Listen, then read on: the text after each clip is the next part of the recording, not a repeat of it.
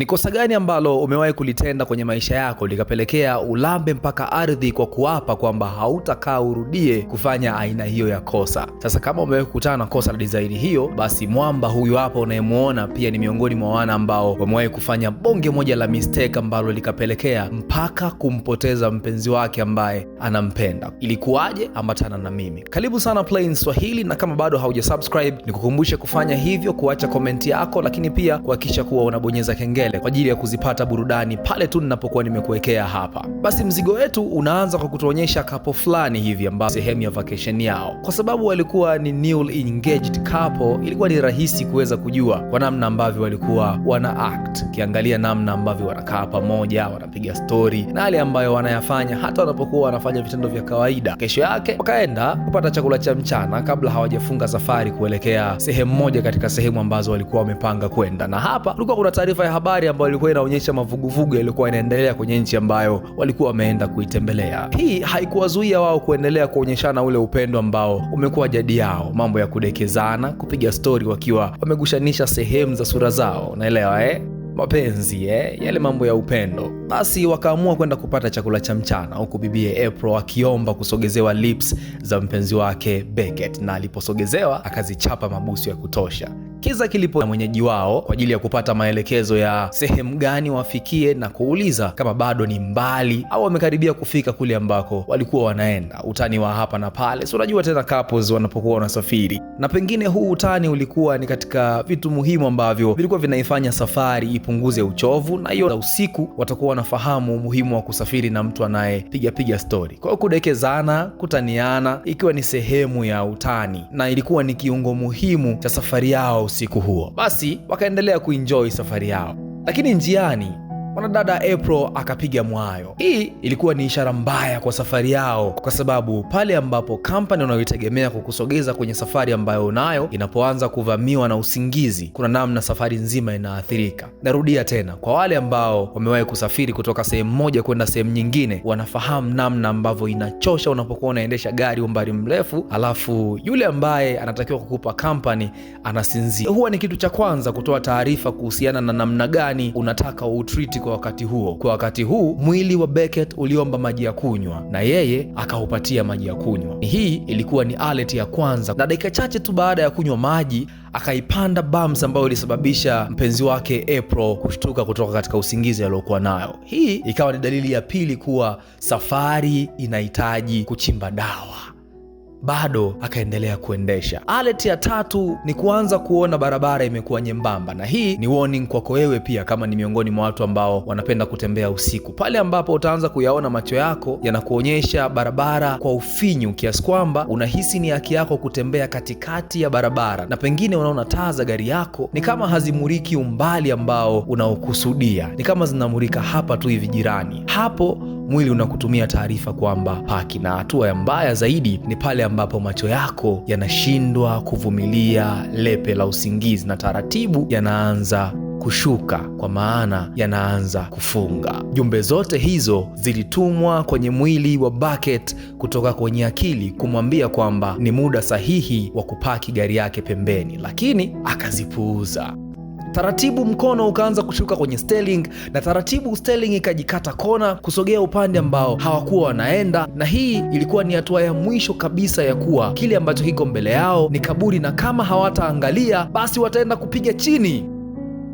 Hicho ndicho kilichotokea. Gari ikapiga chini, ikabiringika mara kadhaa, ikajiburuza mpaka kwenye nyumba hii.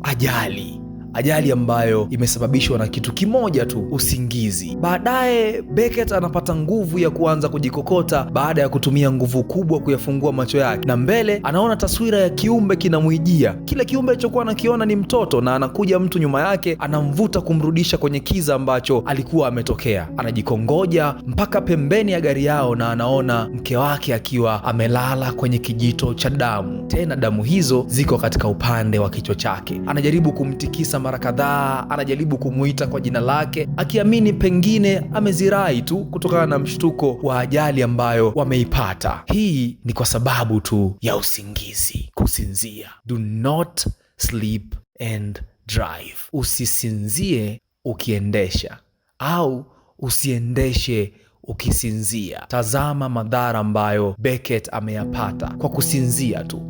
Kesho yake anajikuta akiwa katika kitanda cha chuma, kitanda cha hospitali na mashuka meupe, huku mkono wake ukiwa umefungwa bandage. Na ghafla anakuja mhudumu na kumwambia bado. Beckett anatumia muda huo kumuuliza kwamba kwenye gari tulikuwa watu wawili, najiona kitandani niko peke yangu, mwingine yuko wapi? Mtu wa pili yuko wapi? Mpenzi wangu, mke wangu yuko wapi? Nesi anakosa majibu ya kumwambia na kumwahidi kuwa wapo watu wenye mamlaka ya kujibu maswali yake, na watakapokuja awe huru kuwauliza, kwa sababu wale ndio wenye majibu na hao ndio waliomleta katika kituo hicho cha afya. Tunamuona mwamba huyu ambaye amekuja kwa lengo la kutaka kupata taarifa kutokana na chanzo cha ajali, lakini pia kupata habari 1, 2, 3, lakini pia kupata cross check ya utengemavu wa ubongo na akili ya Beckett kutokana na majeraha aliyoyapata katika ajali iliyomkuta, kwa maana ya kutaka kuhakikisha kuwa ni kweli anajikumbuka na ni kweli kuwa anaweza akawa na taarifa za kutosha kutokana na kile ambacho amekipata. Hapa makosa mengine yanafanyika baada ya Beckett kutoa taarifa sahihi kuhusiana na kile ambacho kilitokea usiku wa jana. Mwamba anamuuliza Beckett kuhusiana na hali ilivyokuwa kabla hajapata ajali, na Beckett anatoa ushirikiano kwa kutoa taarifa sahihi kuhusiana na kile ambacho kimetokea, na zaidi kwa kuonyesha kujali, anaonyesha concern ya kutaka kujua kuhusiana na wale watu waliowaona kwenye ile nyumba ambayo alipata ajali. Beckett anakuwa mgumu kuelewa, kwani licha ya kushare taarifa kuhusiana na ukweli kuwa kulikuwa na watu katika ile nyumba ambayo jana walivamia katika ajali yao, askari huyu anamkatalia na kumwambia kwenye ile nyumba hakukuwa na watu. Beckett anamsisitiza kwa kumwambia kwamba kwenye ile nyumba kulikuwa na watu ambao yeye aliwaona gari yake ilipokuwa kichwa chini miguu juu. Alimuona kijana ambaye alikuwa ana nywele nyekundu, na alipojaribu kumwomba msaada alitokea mtu nyuma yake na kumvutia katika kiza, na tangu hapo hakumbuki, lakini ukweli kuwa katika nyumba walioivamia na gari yao kulikuwa na watu, na tena anamsisitiza afisa huyu kwamba aende katika nyumba ile kwa ajili ya kuangalia wale watu ambao walikuwemo wakati wa ajali yao kutokea. Askari huyu anamwangalia kwa jicho lenye maswali mengi. Mbona amwangalie kwa jicho hili, na kuna kitu gani ambacho kipo nyuma ya askari huyu? Ni kwamba anataka tu kufahamu habari za Beckett? Ni kweli anataka kujua chanzo cha ajali ile? Na mbona amemwangalia kwa jicho hili baada ya Beckett kushare taarifa zake kwa mke wake alipoteza maisha baada ya kuvuja damu nyingi, kwa sababu eneo ambalo alikuwa amelala bado limeloa kwa damu.